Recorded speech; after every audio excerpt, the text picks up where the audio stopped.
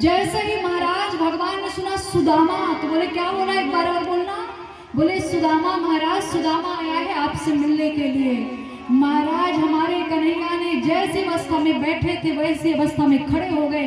खड़े होकर के अपने अंग वस्त्र को फेंक दिया और फेंक करके मुकुट फेंकी, पदत्राण पहनने की सुध बुध नहीं रही और जोर से सुदामा सुदामा सुदामा बुलाते हुए महाराज दौड़े हुए चले जा रहे हैं। द्वारपालों ने कहा प्रभु रथ में बैठ जाइए। बोले नहीं नहीं, हमारा सुदामा बहुत आत्मविश्वासी है, बहुत ज्यादा ऐसा है कि अगर उसका कोई अपमान कर देता है वह भाग जाएगा, इससे पहले वह भाग जाए मैं उसे जाने नहीं दूंगा। बहुत दिनों बाद आया है। सुदामा मेरे मित्र तुम कहाँ हो, सुदामा सुदामा करते हुए प्रभु जा करके सुदामा को जैसे ही उन्होंने पीछे से पकड़ा है, सुदामा आगे की ओर मुड़े। उन्होंने पहली बार आज कृष्ण को इतना बड़ा देखा है।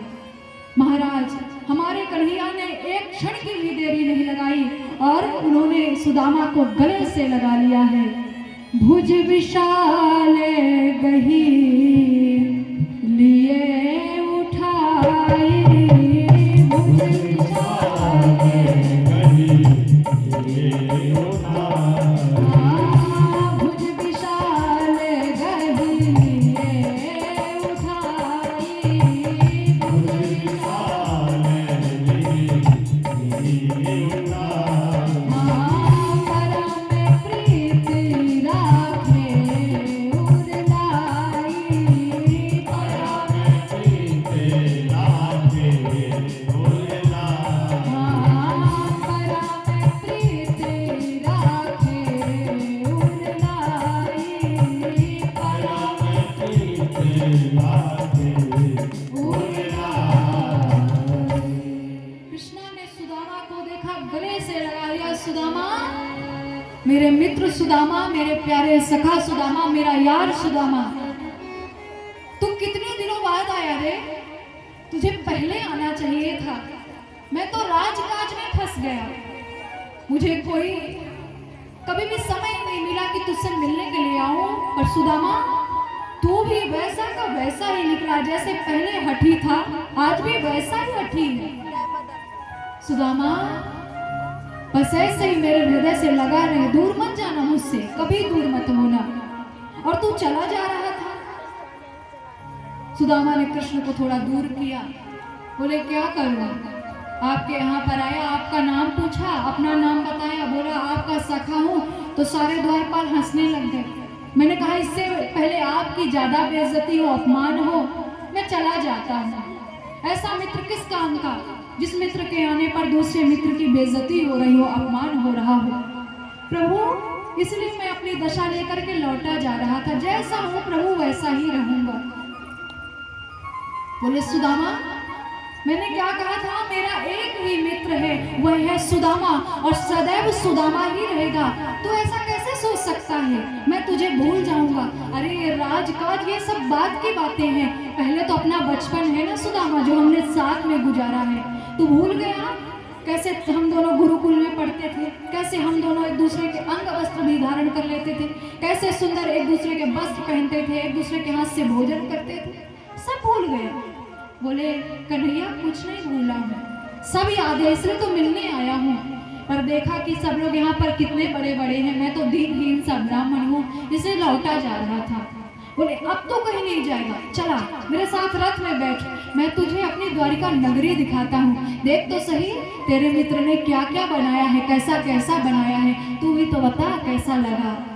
महाराज भगवान ने उन्हें सुंदर रथ पर बिठाया है। सारे प्रजापुरवासी जो अभी मजाक उड़ा रहे थे, सब देख करके सबके नेत्र सजल हो गए, सब रोने लग गए। बाल रे प्रेम, बाल रे मित्रता, ऐसी मित्रता सबकी होनी चाहिए। महाराज सुदामा को सुंदर रथ पर बिठाया प्रभु ने, ले जाकर के अपने सिंहासन पर ही प्रभु ने सुदामा को बिठा दिया। यह नहीं सोचा कि यह राज सिंहासन है जिसमें राजा बैठता है। बोले मेरे मित्र से बढ़कर के कोई मेरे लिए नहीं है, ऐसा मित्र भाग्यवानों को मिलता है।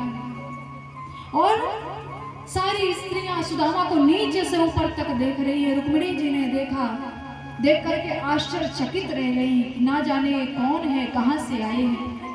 भगवान ने कहा रुक्मिणी जाकर के परात लेकर के आओ, मैं अपने मित्र के चरण को धोऊंगा। रुक्मिणी मैया परात लेकर के आई। जैसे ही सुदामा के चरण प्रभु ने पकड़े, सुदामा ने कहा मित्र ऐसा मत करो, तुम तो भगवान हो, तुम द्वारिकाधीश हो। एक राजा किसी ब्राह्मण के चरण को, एक भिक्षुक ब्राह्मण के चरण को पकड़े, यह शोभा नहीं देता है। मित्र रहने दो, मैं खुद ब खुद साफ कर लूंगा। महाराज जैसे ही कन्हैया ने जबरदस्ती करते हुए पैरों को देखा, अरे पैरों में ना जाने कितने कांटे चुभे हुए थे, ना जाने कितने कंकड़ पैरों के अंदर समा गए थे। भगवान ने एक एक करके सबको निकाला और निकाल करके रोने लग गए। और क्या कहते हैं, कैसे बिहाल बिवाइन सो भय कंटक जाल गढ़े पग जोए, हाय महादुख पाए सखा तुम आए इतना कितने दिन खोए, देख सुदामा की दीन दशा करुणा करके करुणा निधि रोए, पानी परात को हाथ छुओ नहीं, नैनन के जल सो पग धोए, असुवन जल लय चरण पखारे, असुवन जल लय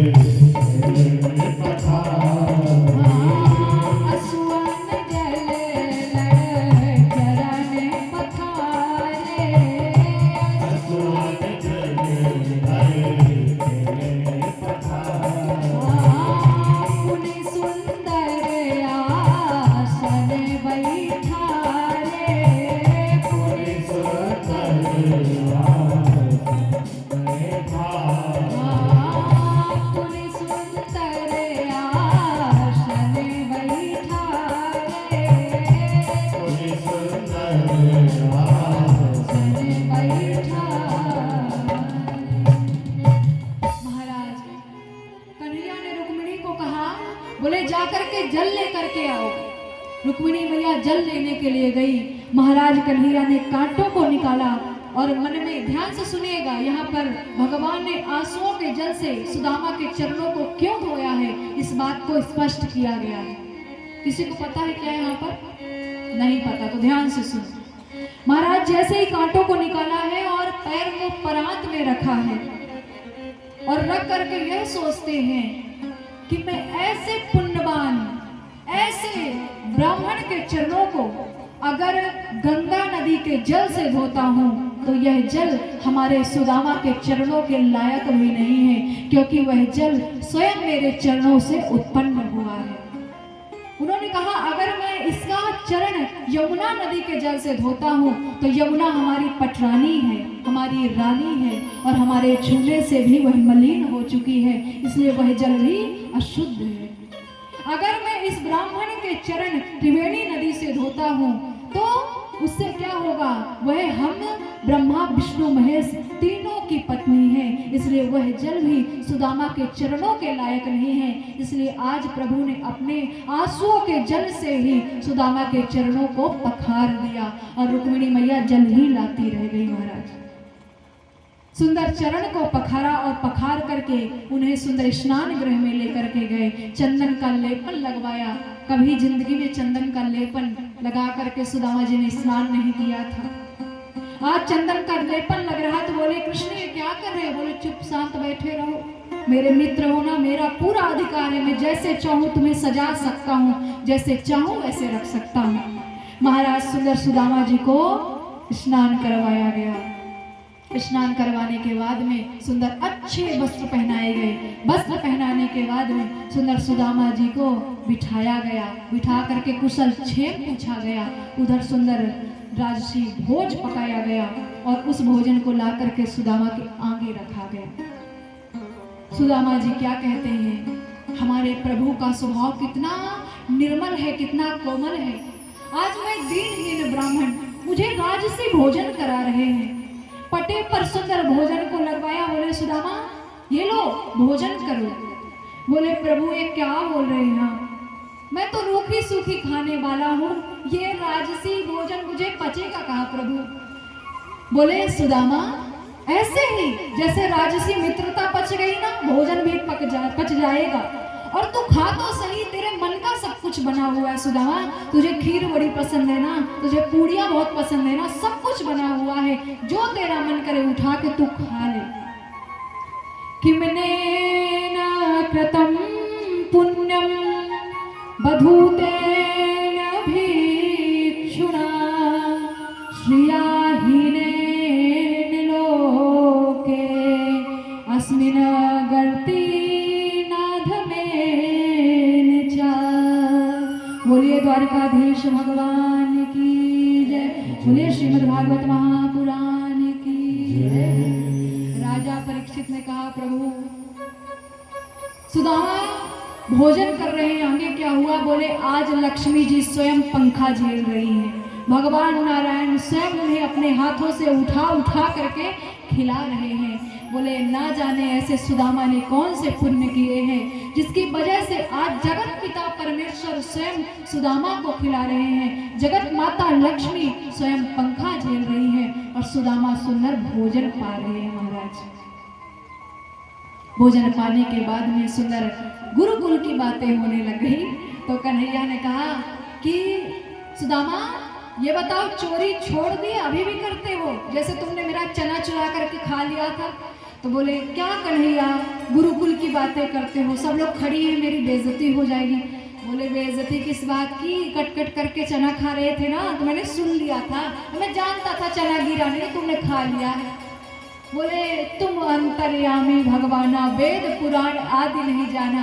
प्रभु आप तो अंतर्यामी हो, पर ऐसे हंसी मत किया करो, आपकी पत्नियां हंस रही मुझ पे। रुक्मिणी जी ने कहा प्रभु रहने दीजिए, क्यों उनकी टांग खिंचाई कर रहे हैं, क्यों शरारतें कर रहे हैं? बोले सुदामा ये सब छोड़ो छोड़ो, मैं तो भूल गया, तुम हमारी भाभी जी के घर से आए हो, तो भाभी जी ने हमें खाने के लिए कुछ तो दिया होगा, तो लाओ हमारी भेंट हमें दो जल्दी से। सुदामा जी महाराज बोले कन्हैया थोड़ी देर बाद देता हूँ ना, जाओ तुम भोजन करके आओ, फिर शयन करने के समय दूंगा। वैसे कुछ भिजवाया तो नहीं, कुछ कहा है वो बता दूंगा। महाराज कन्हैया भोजन करने गए तो सुदामा जी ने क्या किया, जल्दी से पोटली निकाली और निकाल करके अपने सिराने के नीचे से छुपा ही रहे थे। अब जैसे ही छुपा रहे थे वैसे ही भगवान कृष्ण आए तो उसी सिराने में कूद करके बैठ गए। अब जैसे ही बैठ गए बोले क्यों रुक्मिणी, मैंने कहा था ना इसकी चोरी करने की आदत गई नहीं है, अभी भी चोर है। मैं तो माखन चोर हूँ, स्त्री चोर हूँ, पर यह सबसे बड़ा चोर है, भोजन ही चुरा लेता है, किसी को देता ही नहीं है, उपहार चोर है। कोई कुछ भिजवाता है उपहार पहुँच ही नहीं पाता। बोले नहीं नहीं कन्हैया कुछ नहीं है, वो तो मैं देख रहा था, हाँ हाँ तकिया बड़ी सुंदर रखी है तुमने, यह सिराना बहुत अच्छा है। बोले बहाना मत बनाओ, क्या लेके आए हो बताओ। महाराज सुदामा जी संकोच खा रहे थे। कन्हैया ने ऐसे बात करते करते बोले सुदामा वो देखो कौन खड़ा है। बोले कौन खड़ा है? जैसे ही देखा वैसे ही तकिए के नीचे से पोटली निकाल लिया। बोले आहा ये देखो, मैंने कहा था ना ये चोर है। महाराज जैसे ही वही दीनहीन से कपड़े में बंधी हुई पोटली ऊपर आई, सुदामा जी ने अपने सर को नीचे कर लिया। बोले सुदामा सर नीचे क्यों कर लिया? बोले कन्हैया मैं सोच रहा था कि तुम इतने बड़े राजा हो और मैं इतना छोटा सा गरीब ब्राह्मण, मेरा ये कपड़ा तो देखो जिसमें मैं उपहार बांध करके लाया हूँ, मैं तुम्हें कैसे तुम्हारी रानियों के सामने इसे देता, पर तुम बड़े जिद्दी हो, तुमने वह कपड़ा उस पोटली को निकाल लिया। बोले देखे तो सही इसमें हमारी भाभी जी ने क्या भिजवाया है। महाराज जैसे ही पोटली को खोला बोले आहा इसमें तो बड़े सुंदर से तंदुल यानी चावल दिए गए हैं। अरे सुदामा तुमने तो संसार की सबसे प्यारी भेंट दी है, आज तो मैं अत्यंत प्रसन्न हूँ। रुक्मिणी देखो मेरे मित्र ने मुझे क्या उपहार दिया है। महाराज हमारे कन्हैया ने एक मुट्ठी चावल उठाया, उठा करके खाया। बोले सुदामा इतना मीठा चावल है, आज से 1 लोक के अधिकारी तुम हो गए, 1 लोक तुम्हारा हो गया। जैसे ही दूसरी मुट्ठी उठाई और खाई, बोले आज से 2 लोक तुम्हारे हो गए। और महाराज जैसे ही तीसरी मुट्ठी उठाई और खाने लग गए, वैसे ही रुक्मिणी मैया ने प्रभु को रोक दिया और बोले प्रभु आप संसार के पालन करता हो, आप जगत करता हो, आप जगत पिता परमेश्वर हो, और संसार को देने वाला ही जब दरिद्र और भिखारी हो जाएगा, उसके पास कुछ भी नहीं बचेगा, तो प्रभु आप दूसरों को क्या खिलाएंगे। इसलिए हे प्रभु 1 मुट्ठी चावल हमें दे दीजिए, तीसरा लोक सुदामा को मत दीजिए। और महाराज लक्ष्मी देवी ने, रुक्मिणी ने उस तीसरे मुट्ठी चावल को आपस में बांट करके खा लिया। अब कुछ समय पश्चात सुदामा जी को बहुत दिन हो गए रहते रहते, सुदामा जी ने सोचा कन्हैया से कहूँ कि मेरी दशा बिगड़ी हुई है, पर संकोच के कारण कह नहीं पाए।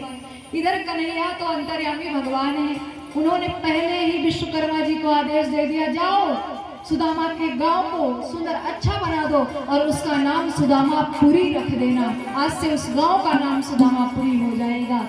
महाराज विश्वकर्मा जी गए और जा करके सुंदर उसकी नगरी को, जिसमें कुटिया खड़ी हुई थी, उसमें आज बड़े बड़े से महल बना दिए। और इसके बाद में सुंदर लक्ष्मी द्वारा उन्हें सुंदर अच्छा सा आशीर्वाद प्राप्त हुआ।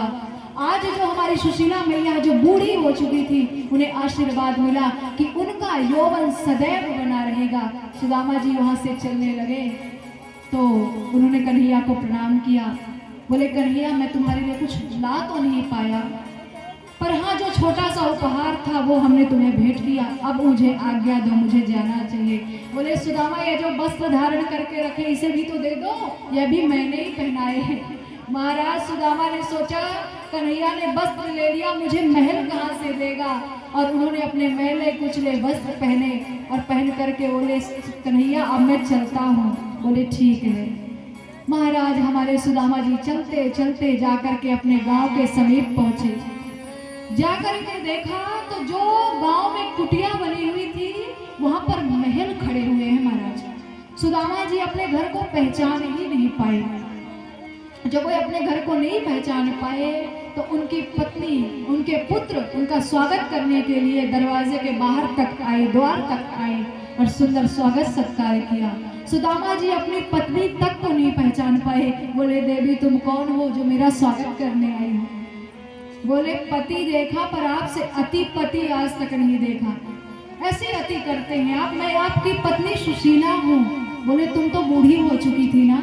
सब लोग शांति बना करके बैठिए ना, ये क्या कर रही हैं आप सब, शांत बैठ जाइए, बाद में चढ़ोतरी करिएगा, पूरी कथा नष्ट कर रही भाई। भगवान को सुदामा ने दिया था, बाद में देना मैया। बोलिए बाके बिहारी लाल की जय, बोलिए श्रीमद् भागवत महापुराण की जय। तो महाराज सुदामा ने कभी भी अपने घर को, महल को स्वीकार नहीं किया। बोले अगर आपको रहना है तो आप अपने महल में रहिए, मुझे इस महल में नहीं रहना है। ऐसे धन दौलत का क्या काम जो हमारे प्रभु को ही भुला दे, उस अभिमान में फूल करके हम अपने नारायण को ही भूल जाएं। और महाराज जिंदगी भर सुदामा ने श्री कृष्ण नाम जपते हुए अपने जीवन को यापन कर दिया।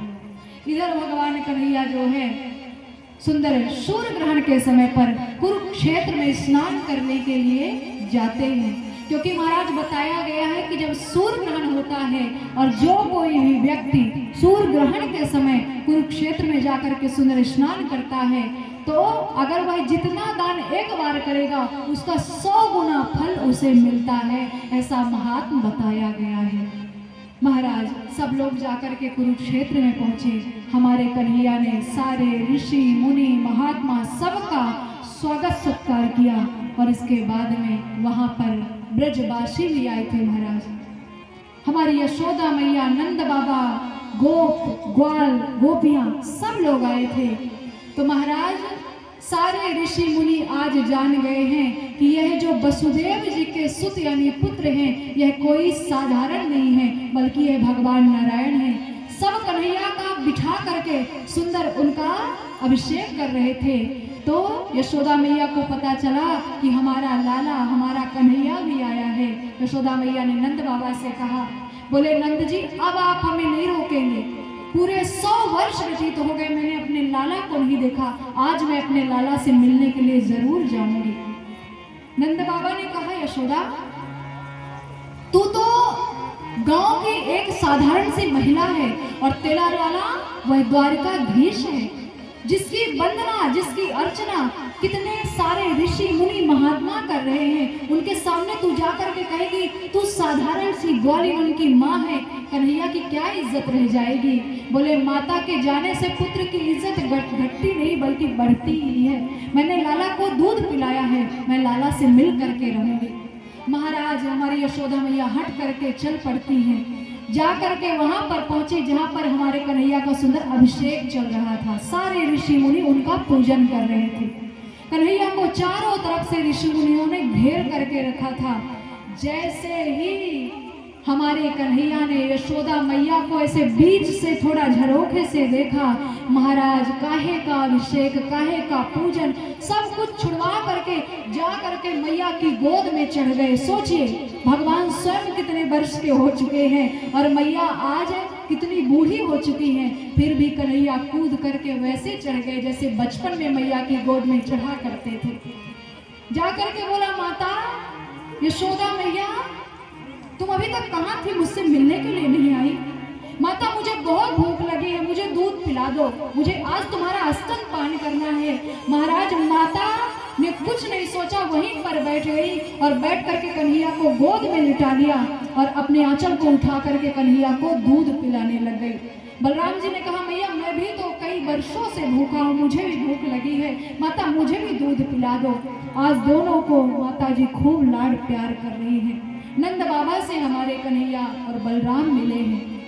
बोले और कौन कौन आए हैं मैया? बोले पूरे ब्रजवासी आए हैं और श्री जी भी आई हैं। महाराज जैसे ही सुना कि हमारी राधिका किशोरी आई है, हमारे कन्हैया उनसे मिलने के लिए गए। जैसे ही मिलने के लिए जाती हैं तो ललिता आदि सखियां खड़ी हुई हैं। उन्होंने कृष्ण को पूरे 100 वर्षों के बाद में देखा है, तो देख करके क्या कहती हैं, अरे कृष्ण, अरे छलिए आज तुझे हमारी याद आ गई, और जब हम तुझे याद किया करती थी, बिलखती थी, तब तो हमसे मिलने के लिए नहीं आया, पर आज तूने सुना श्री जी यहाँ पर हैं तो दौड़ते दौड़ते चला आया। हम भी तुझे श्री जी के दर्शन नहीं कराएंगे, तू भी ऐसे तड़पेगा, तू भी ऐसे रोएगा। कन्हैया ने कहा, गोपियों एक बात श्री जी से कह दो कि कन्हैया उनसे मिलने आए हैं, अगर वह मिलना चाहे तो ठीक है, नहीं मिलना चाहती तो मैं लौट करके वापस चला जाऊंगा। तप्त कांचन गौरांगी राधे वृंदावनेश्वरी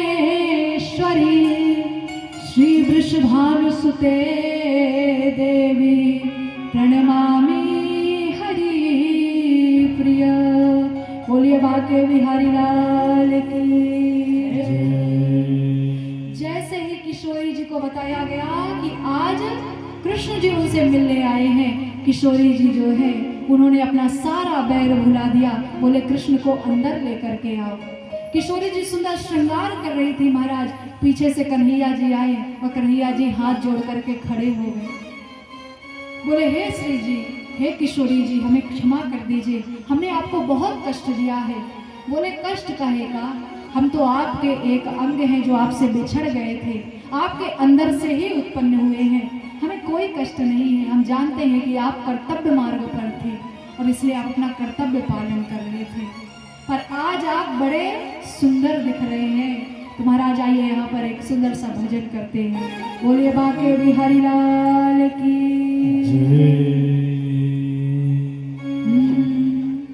बाके बिहारी की देख छटा, देख छटा, मेरो मन है गयो लटा पटा।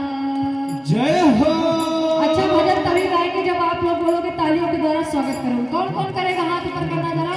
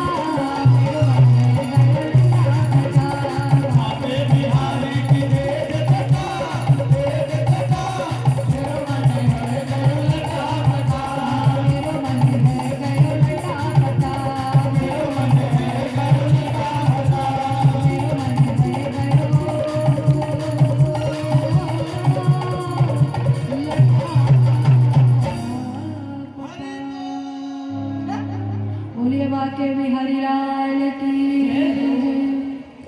बाके बिहारी की देख छटा मेरो मन है गयो लटा पटा। बोलिए द्वारिकाधीश भगवान की। और महाराज इसी प्रकार से सुंदर कुरुक्षेत्र में सबने स्नान किया और दुर्वासा ऋषि के श्राप के कारण सारे यदुवंश का जो है विनाश हो गया। कन्हैया को एक बहनिये ने बाण मार करके उनके लोक में पहुंचा दिया।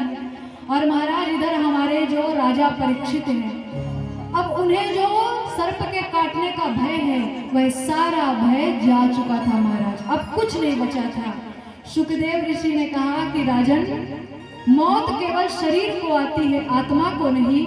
अगर वह तक्षक तुझे डसेगा तो तेरे शरीर को डसेगा, तेरी आत्मा को नहीं। इसलिए तू अब उसके आने की प्रतीक्षा कर। और वैसे भी भगवान ने कहा है कि भूत प्रेत पिशाच जो भी संसार में घूम रहे हैं उन सब में मेरा वास है। भगवान यह गीता में कहते हैं महाराज। तो नाग में भी भगवान का वास जान करके तू अपनी मृत्यु को स्वीकार कर लेना। और महाराज आज राजा परीक्षित अपने राज्य में वापस आ गए हैं। सारे ऋषि मुनि सब अपने अपने स्थान में वापस लौट गए। ध्यान से सुनिए। राजा परीक्षित आए, आकर के सोचने लगे कि अब तो चाहे जो कुछ भी हो जाए, चाहे जो भी हो जाए, मृत्यु आ जाए, कुछ भी हो जाए, लेकिन अब मुझे किसी का डर नहीं है, क्योंकि मैंने भगवान के इतने चरित्रों को सुना है कि अब मुझे मृत्यु नाम से कोई भय नहीं लगता है। चाहे कोई मेरी दुर्दशा करके मुझे कहीं पर फेंक दे, फिर भी मैं हरि का नाम लेना नहीं छोड़ूंगा। मैं नहीं, मेरा नहीं यह तन, किसी का है दिया, जो भी अपने पास है वह मन, किसी का है दिया। महाराज राजा परीक्षित कहते हैं, मैं नहीं, मेरा नहीं यह तन, किसी का है दिया, जो भी अपने पास है वह मन, किसी का है दिया। आज मेरे पास जो भी टूटा फूटा मैला कुचला कुछ भी है सब ईश्वर का है। और कहते हैं कि ईश्वर सब में विराजमान है, क्योंकि सारी आत्मा ईश्वर की ही बनाई हुई है। ईश्वर अंश जीव अविनाशी चेतन अमल सहज सुख राशि। पर महाराज हम ईश्वर के बनाए हुए हैं, पर फिर भी हम अपने कर्मों को सही ढंग से नहीं करते तो हमारी आत्मा मैली हो जाती है और हमें कुछ भी अच्छा प्राप्त नहीं होता है। सकल पदार्थ है जग माही, सकल पदार्थ जग माही, सकल पदार्थ है जग माही, सकल पदार्थ जग माही। करम हीन नर पावत नाही, करम हीन नर पावत नाही, सकल पदार्थ है जग माही, सकल पदार्थ है जग माही, सकल पदार्थ है जग माही, सकल पदार्थ है जग माही। करम हीन नर पावत नाही, करम हीन नर पावत नाही, करम हीन नर पावत नाही, करम हीन नर पावत नाही। कुछ अनमोल वचन है, उन्हें सुन लीजिए। सकल पदार्थ है जग माही, कर्महीन नर पावत नाही। जो व्यक्ति कर्म नहीं करता है, कर्मण्य बैठा रहता है, उसे कुछ भी मिलने वाला नहीं है। राजा परीक्षित अपने मृत्यु की प्रतीक्षा करने लग गए। और महाराज आज तक्षकनाग ने ब्राह्मणों का वेश बनाया है और ब्राह्मण का वेश बना के जैसे ही वहां से चला तो क्या हुआ, कश्यप जी ने वहां पर धन्वंतरी नामक एक वैद्य को भेज दिया। बोले जा करके राजा परीक्षित की रक्षा करना। महाराज उधर से नाग आ रहा है, इधर से वैद्य जी आ रहे हैं, दोनों की आपस में भेंट हो जाती है। अब तक्षकनाग ने पहचान लिया कि ये तो धन्वंतरी वैद्य हैं। तो बोले वैद्य जी आप कहाँ जा रहे हैं? बोले हम राजा परीक्षित की औषधि करने के लिए जा रहे हैं, उन्हें तक्षकनाग काटेगा मैं उन्हें जीवित कर दूंगा। तक्षकनाग अभिमान में हंसा, बोले हैं मेरे विष से आप उसे जीवित करोगे? हाँ ठीक है आजमा लेते हैं। तो बोले कैसे? बोले मैं यहाँ पर जो बट का वृक्ष खड़ा हुआ है मैं इसे डसता हूँ, मैं इसमें जहर छोड़ता हूँ और अगर आपने इसे पुनः हरा भरा खड़ा कर दिया मैं मान जाऊंगा आप राजा परीक्षित को बचा सकते हो। धन्वंतरी वैद्य ने कहा ठीक है डसो, मैं भी दिखाता हूँ मेरे अंदर कितनी शक्ति है। महाराज जैसे तक्षकनाग ने उस वृक्ष को डसा वह जल करके भस्म हो गया, राख हो गया महाराज। और हमारे धन्वंतरी वैद्य ने जैसे उसके ऊपर हाथ फेरा वह वृक्ष पुनः हरा भरा हो गया। बोलिए द्वारिकाधीश भगवान की।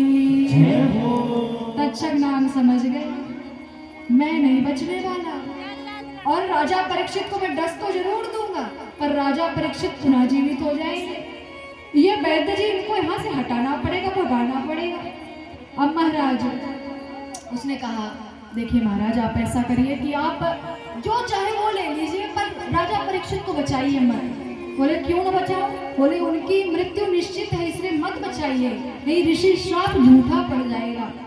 तो बोले हम नहीं जा रहे। बोले महाराज मैं आपको एक वृक्ष ऐसे दूर पर ही है उसके समीप में ही बहुत सा धन गड़ा हुआ है, आप उसे ले लीजिए, यहाँ से चले जाइए पर राजा परीक्षित को बचाने मत आइएगा। और महाराज जब तक्षकनाग ने ऐसा कहा तो कहते हैं कर्म लिखा सो बाउर नाही तो कत दोष लगाई एकाही। महाराज कर्म में जो लिखा होता है वह तो हमें मिलता है। राजा परीक्षित के कर्म में मृत्यु लिखी हुई है इसलिए वैद्य जी वापस लौट गए धन लेकर के। अब तक्षक जाकर के वह सोचता है कैसे जाऊं अंदर, ब्राह्मण के वेश में गया कोई जाने नहीं देगा क्योंकि राजा परीक्षित के राज में पहरा लगा हुआ है। महाराज जो राजा जी को पुष्प लेने के लिए ब्राह्मण लोग पुष्प लेकर के जा रहे थे उसी में हमारा तक्षक सर्प जो है कीड़ा बन करके बैठ गया। अब जब वह बैठ जाता है तो जैसे ही ब्राह्मणों ने ले जाकर के वह पुष्प राजा परीक्षित को दिया वैसे ही तक्षकनाग अपने असली रूप में आ गया और महाराज उसने परीक्षित को जैसे ही डसा उनका शरीर जल करके राख हो गया महाराज। और एक दिव्य विमान आया, हमारे परीक्षित उसमें बैठे और बैठ करके बैकुंठ धाम की ओर प्रस्थान कर गए। बोलिए बांके बिहारी लाल की। इसी प्रकार से राजा जन्मेजय ने बहुत सारा यज्ञ करवाया। उन्होंने कहा मैं किसी भी सर्प को जीवित नहीं छोड़ूंगा और महाराज पूरे पृथ्वी के सर्पों को पकड़ करके मारने लग गए। बोले तक्षक सर्प अभी तक नहीं आया है। यज्ञकर्ता ने कहा कि तक्षक सर्प जाकर के इंद्र के इंद्रासन के उसके आसन के नीचे बैठा इसलिए वह नहीं आ रहा है। महाराज हमारे जन्मेजय ने कहा जाकर के इंद्र का इंद्रासन सहित तक्षक सर्प को यहाँ पर ले करके आओ और दोनों को अग्नि में झोंक दो। महाराज जैसे तक्षक सर्प को खींच कर लाया गया तो आस्तिक मुनि वहां पर आए। आस्तिक मुनि ने कहा कि राजन इसमें तक्षक नाम का कोई दोष नहीं है, आपके पिता की मृत्यु ऐसे ही लिखी हुई थी इसलिए तक्षक नाग ने उन्हें डसा है, आप तक्षक को क्षमा कर दीजिए। तक्षक ने बहुत सारा निवेदन किया और क्या कहता है कि जो कोई भी राजा जन्मेजय तुम्हारा मेरा आस्तिक मुनि और जरथकारु यानी कि आस्तिक मुनि की पत्नी का नाम जो कोई एक साथ लेगा उसे मैं नहीं डसूंगा, ना ही कोई सर्प उसे डसेगा। बोलिए बांके बिहारी लाल की, बोलिए श्रीमद् भागवत महापुराण की जय, बोलिए नारायण भगवान की। तो महाराज इसी प्रकार से सुखदेव ऋषि ने सारी कथा राजा परीक्षित को सुनाई। राजा परीक्षित भगवान के दिव्य लोक को चले गए। इसीलिए कहते हैं तन मरता है आत्मा नहीं मरती है। अच्छा अब आप सब हाथ जोड़ेंगे क्योंकि ये भागवत का अंतिम श्लोक है, तो हम चाहते हैं हाथ जोड़ करके सब हमारे साथ इसको बोलेंगे, ठीक है। इसका अर्थ समझाएंगे, इसके बाद थोड़ा 2 शब्द कुछ निवेदन करेंगे, इसके बाद आरती होगी, तो आप लोग आरती की तैयारी तब तक कर लीजिए। तो सब लोग हाथ जोड़ेंगे और सुंदर भगवान का ध्यान करेंगे। आंखें बंद करना चाहे तो कर सकते हैं, नहीं करना चाहे तो मुझे देख सकते हैं। बोलिए बाके बिहारी लाल की। नाम संकीर्तनम यस्य, नाम संकीर्तनम सभी बोलेंगे। सर्व पाप प्रणाशनम, सर्व पाप प्रणाशनम, प्रणामो दुख शमनरल, प्रमाणो दुख समनस्सम, नमामि हरिं परम। नमामि हरिं परम। बोलिए द्वारिकाधीश भगवान की जय। जो भगवान हरि का नाम संकीर्तन समस्त पापों का नाश करने वाला है और जिनके चरणों में किया गया प्रणाम सभी दुखों को शांत करने वाला है, ऐसे हरि भगवान को हम आप सब मिल करके सुंदर बारंबार प्रणाम करते हैं। हे प्रभु, आपकी जयती जय हो। आप सबके ऊपर अपनी कृपा बनाए रखिएगा, ऐसे ही कृपा बरसाए रखिएगा। बोलिए बाके बिहारी लाल की। और थोड़ा शांति से सुनिए हमारे आखिरी वचन जो देखिए, श्रीमद् भागवत महापुराण में, अच्छा कथा करवाना इतनी सरल बात नहीं है दादाजी, जैसा आपके बेटे ने करवा लिया। अपने बेटे को आप धन्यवाद दीजिएगा कि उन्होंने इतनी सुंदर कथा करवाई। पर कथा कोई एक नहीं करवा सकता है, कथा को करने में सबका सहयोग लगता है। दक्षिणा भले वह कर रहे हैं, लेकिन सहयोग आप सबका लगा। केवल पैसा देना ही सहयोग नहीं होता है, अपने हृदय से, अपने मन से, अपने तन से जो सहयोग दिया जाए वह सबसे बड़ा सहयोग है। परहित बश जिनके मन माही, तिन कहे जग दुर्लभ कछु नाही। तो पिछले 7 दिनों से हम सब आप मिलकर के कथा सुन रहे हैं, मैं सुना रही हूँ। और मैं काहे के लिए सुना रही हूँ? मैं तो एक खाली बंसी के समान हूँ जिसमें भगवान फूंक मार रहे हैं, जो मारते वो निकल जाता है। आपसे बताऊं तो कहीं किसी विद्यालय में पढ़ने के लिए नहीं गई हूँ मैं। पिताजी भागवत लिख रहे थे और लिखते लिखते मेरी भागवत लग गई और मैं बोलने लग गई, तो हरि की कृपा हुई कि बोलती ही रह गई। फिर कभी पढ़ने का अवसर नहीं मिला। बस ऐसे ही कथा में आने से पहले सुबह थोड़ा सा ध्यान हो जाता है मेरा, और इसके बाद आपको सुना देती हूँ आकर के। तो इन बीच में, इन 7 दिनों के बीच में अगर मुझसे कोई भी भूल हुई हो, बोलने में, कथा कहने में, भजन गाने में, आपको समझाने में, तो मैं हाथ जोड़ करके आपसे क्षमा मांगती हूँ। अपनी बालिका जान करके, अपनी पुत्री जान करके मुझे क्षमा कर दीजिएगा। और आप सबका क्या कहना है, ऐसा प्रेम, ऐसा भाव मुझे ना तो किसी क्षेत्र में मिला है और ना ही मिलेगा। इसलिए आप सभी के हृदय में विराजमान उस परमात्मा को मैं बारंबार प्रणाम करती हूँ। और मैं मास्टर साहब को बारंबार धन्यवाद देती हूँ कि उन्होंने मुझे नैझर में कथा करने का अवसर दिया। यद्यपि बहुत पहले ऐसे गांवों में मैं कथा करती थी, अब तो थोड़ा सा भगवान ने बहुत ऊपर उठा दिया है। पर हमने कहा कि असली जो स्वाद है मिट्टी का, वह गांवों में ही जाकर के हमें मिलता है। असली प्रेम जो है वह गांव में ही मिलता है। तो महाराज, हमने मास्टर साहब की बात मानी और यहाँ पर आ गए।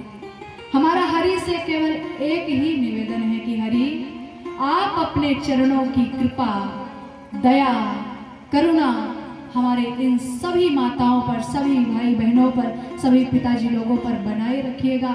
कभी इन्हें कोई दुख, कोई कष्ट अगर हो, यह आपका नाम ले और इनके कष्ट दूर हो जाए। और मास्टर साहब सबका कहना ही क्या है, हमारे गोपाल भैया जी हैं, इनके पुत्र ये जो दादा बैठे हैं, जो बैंक में काम करते हैं, बहुत सेवा की हमारी। पिछले 7 दिनों से हर तरह की सेवा कर रहे हैं।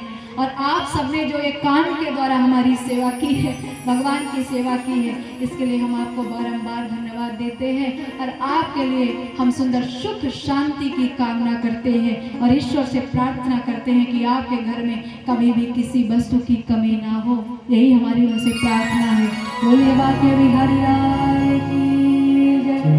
श्रीमन नारायण नारायण नारायण, श्रीमन नारायण नारायण नारायण, श्रीमन नारायण नारायण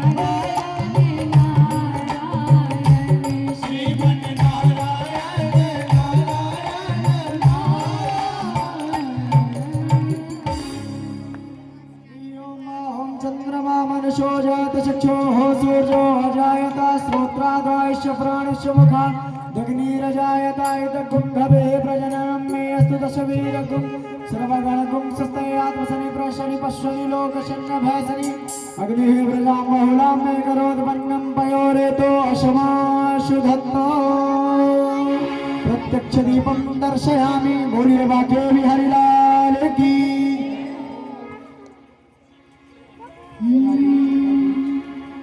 बोलिए वाक्य बिहारी लाल की जय हो।